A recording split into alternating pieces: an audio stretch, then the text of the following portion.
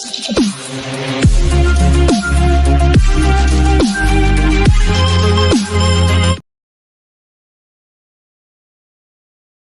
de me donner la parole. Je suis Madame Marguerite Komomba, présidente du parti politique Congrès pour la démocratie et la justice en appelé CDJ. Je suis en politique depuis mon jeune âge et j'ai connu la politique à travers M. Baudin Somogolele Justice qui a été mon mentor de 1993 à 2018. J'ai occupé plusieurs fonctions dans le parti. Mon parti politique était un parti d'opposition. Il est membre fondateur de l'Union des forces pour l'alternance.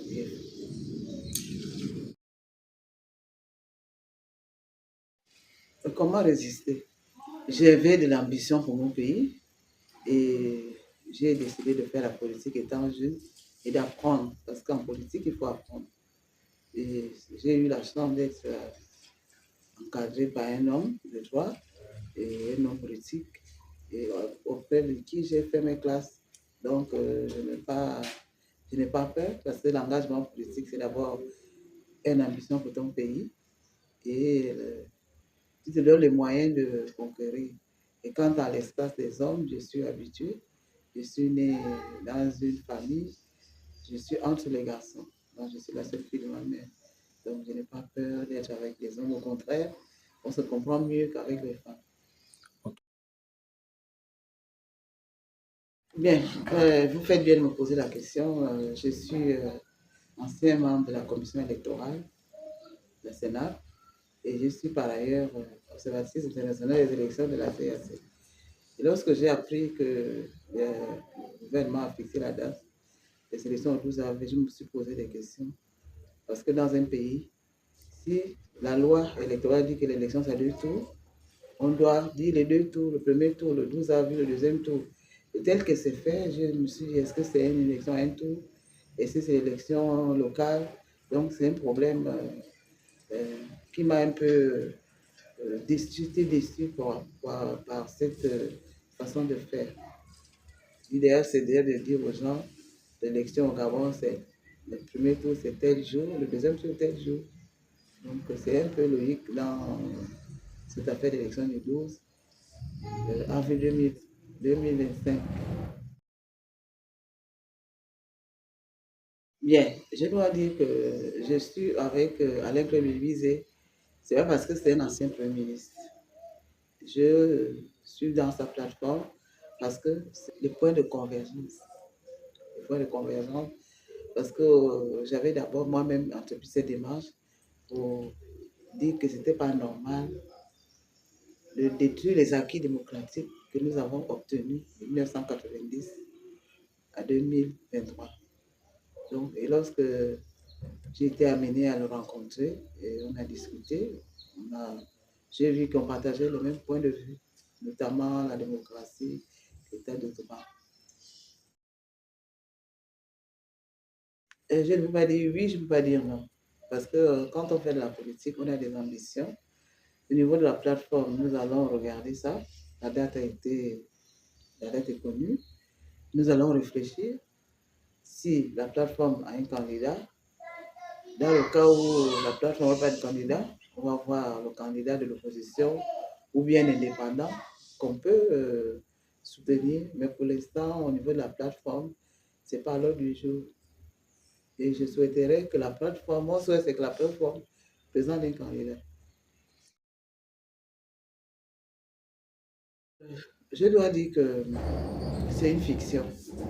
Pourquoi je le dis? Parce que j'ai été parmi les leaders politiques que le CTI a rencontrés dès la prise de pouvoir le 2 septembre 2023. Le CTI a tenu un langage, un discours qui m'a capté.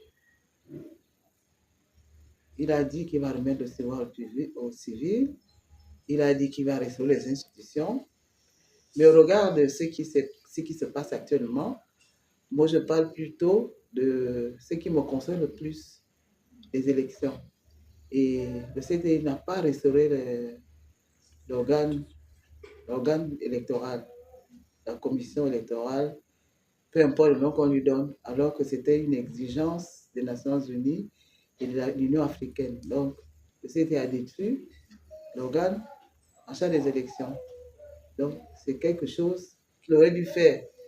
Et si on prend la liste électorale, le CEDEAO, si vous voulez restaurer les choses, il aurait pu faire une mise à plat du fichier électoral pour que les gens votent tranquillement. Donc, de commencer une liste à plat pour enlever tous les morts, les doublons. Pour moi, je pouvais leur faire confiance. En dehors des relations supposées, des routes que je ne vois pas. Parce que je passe par le charbonnage tous les jours, il y avait un semblant de chantier. On nous a dit que c'était l'échangeur. Depuis un certain moment, il n'y a plus rien. Donc, c'est la fiction. Et je dirais que c'est vivant, comme on dit au quartier. Et j'insiste beaucoup sur le domaine de l'élection parce que c'est la raison du coup d'État. On nous a dit les élections tronquées.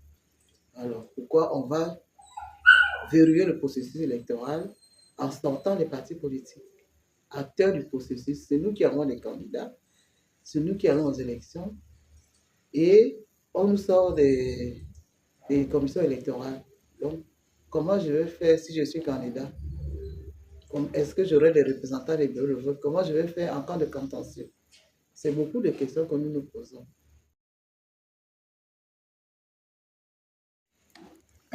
Bon, le message que je peux apporter au gouverneur de notre pays, c'est de respecter leurs paroles. Ils ont dit qu'ils vont remettre le pouvoir au civil et d'organiser l'élection transparente, inclusive. Les partis politiques doivent retrouver leur place au sein des commissions électorales, les candidats indépendants et tout le monde qui veut participer. Parce que lorsque on met la caution électorale à 1 million de francs CFA pour une élection législative, je ne sais combien de personnes peuvent avoir 1 million de francs pour aller aux élections. L'élection dans un pays, c'est l'occasion où les citoyens veulent participer parce que tous les citoyens doivent être impliqués dans l'affaire de la cité.